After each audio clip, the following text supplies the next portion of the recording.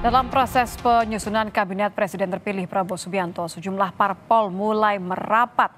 Dengan semakin gemuknya parpol di koalisi Prabowo, bagaimana Presiden terpilih mewujudkan terbentuknya kabinet yang diisi profesional di bidangnya atau kabinet Zaken?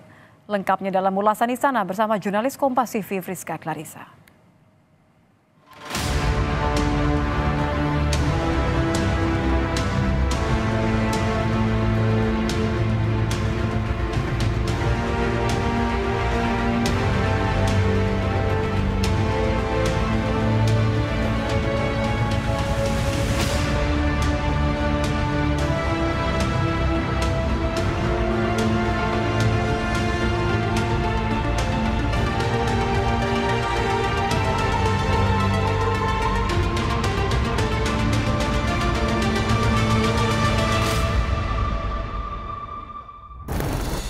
Dalam proses penyusunan kabinet Presiden terpilih Prabowo Subianto, sejumlah partai politik mulai intens merapat. Presiden Joko Widodo pun meminta jajarannya untuk mendukung penuh proses transisi.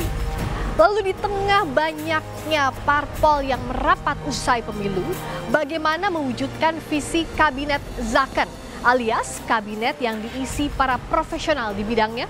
Lengkapnya dalam ulasan Istana. Bersama saya, Friska Clarissa.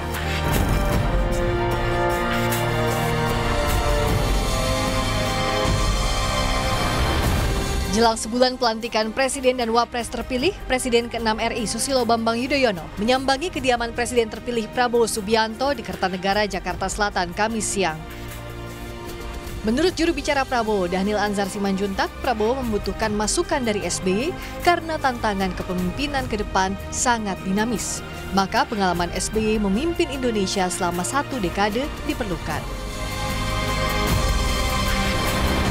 Beliau berdua berdiskusi sangat intens dan selama ini juga sangat intens. Pak Prabowo juga sering berkomunikasi dengan Pak SBY untuk memastikan kepemimpinan Pak Prabowo nanti itu bisa melanjutkan legasi-legasi selain legasi Pak Jokowi, juga legasi yang sudah dan pernah dibuat oleh Pak SBY. Pekan lalu, putra SBY yang juga Ketua Umum Partai Demokrat Agus Harimurti Yudhoyono menyebut dirinya siap jika kembali ditunjuk menjadi menteri di kabinet pemerintahan Prabowo Gibran mendatang. Kami tentunya berharap dapat menjadi bagian juga dalam mengawal pemerintahan ke depan, dan ini juga yang diharapkan dan ditugaskan oleh beliau kepada kami, keluarga besar Partai Demokrat termasuk saya sendiri, tentu harus siap menjalankan tugas apapun yang diberikan oleh beliau, karena bagi kami menjalankan peran pemerintahan di tingkat nasional ini merupakan sebuah amanah dan juga harus kita pertanggungjawabkan dengan sebaik-baiknya. Jadi tentunya kita semua harus siap dan siap untuk menjadi bagian super tim yang akan beliau bentuk 5 tahun ke depan. Soal kursi menteri, politisi sekaligus wasekjen Golkar Putri Komarudin bilang nama calon menteri dari Partai Golkar akan diputuskan oleh Ketua Umum Bahlil Lahadalia. Golkar berharap mendapat jatah menteri dengan jumlah sepadan.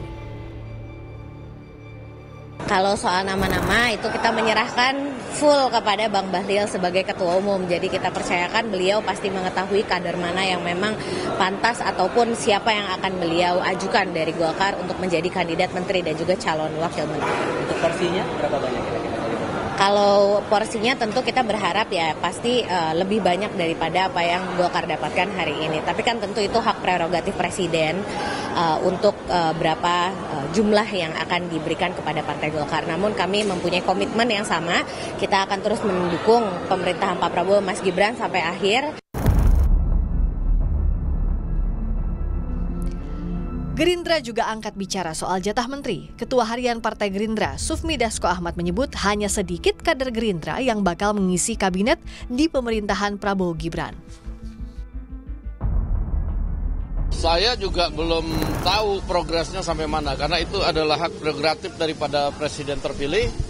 Nah, beliau pada saat ini memang berkonsentrasi untuk menuntaskan nomenklatur, menuntaskan jumlah, dan menuntaskan kriteria yang akan mengisi kabinet yang akan datang. Demikian. Kalau dari Gerindra sudah ada nama-namanya, tapi mohon maaf belum bisa dipublikasi. Berapa dari Gerindra? Ya dari Gerindra sedikit lah, sedikit nggak banyak. Sedikit. Tapi ya kan itu dinamis, masih dalam penggodokan. Demikian. Presiden terpilih Prabowo Subianto menyebut akan membentuk kabinet yang diisi profesional di bidangnya atau zakon kabinet. Prabowo sempat membocorkan siapa saja yang akan mengisi kabinet pemerintahan yang mendatang. Saat penutupan Rapimnas Gerindra akhir Agustus, Prabowo pun meminta izin Jokowi agar sebagian di antaranya kembali bertugas di kabinet Prabowo Gibran.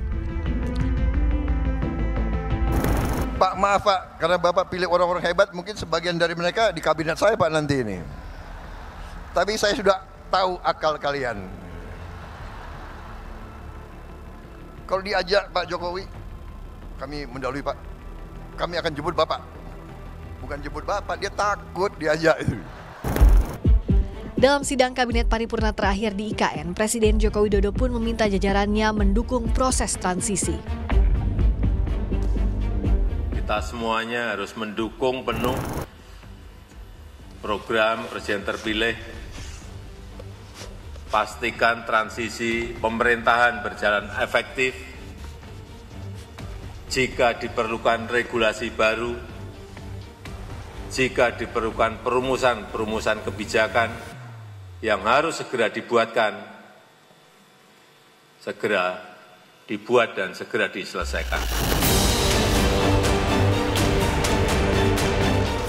Hanya aturan Kementerian Negara, ada sejumlah poin perubahan dalam Undang-Undang Dewan Pertimbangan Presiden RI yang disahkan oleh DPR. Di antaranya perubahan nama dari Wantimpres menjadi Wantimpres RI, tanggung jawab Wantimpres RI kepada Presiden dan Wantimpres RI kini berstatus lembaga negara yang anggotanya berstatus pejabat negara dan jumlahnya disesuaikan dengan kebutuhan Presiden. Forum Masyarakat Peduli Parlemen Formapi mengkritik Undang-Undang Kementerian Negara dan Undang-Undang Wantimpres RI karena dinilai syarat kepentingan politik untuk mewadahi politik akomodatif Presiden terpilih. Dan lebih memprihatinkan lagi karena RUU yang dibahas kilat itu RUU yang kepentingan politiknya sangat tinggi. Jadi RUU ini RUU yang disusun untuk melayani kepentingan elit, kepentingan oligarki. Dan RUU Kementerian Negara dan serta RUU Wantimpres ini adalah wadah untuk bisa mengakomodasi keinginan Presiden baru untuk menjadikan kabinet dan juga lingkup Wantimpres itu sebagai ruang akomodatif. Komposisi menteri di kabinet jadi sepenuhnya kewenangan Presiden terpilih sebagai pemegang hak prerogatif. Yang harus dipastikan Presiden dalam menjalankan tugas dan fungsinya nanti, Presiden harus terbebas dari tekanan berbagai pihak termasuk partai politik. Friska Clarissa, Gania Febrian, Kompas TV, Jakarta.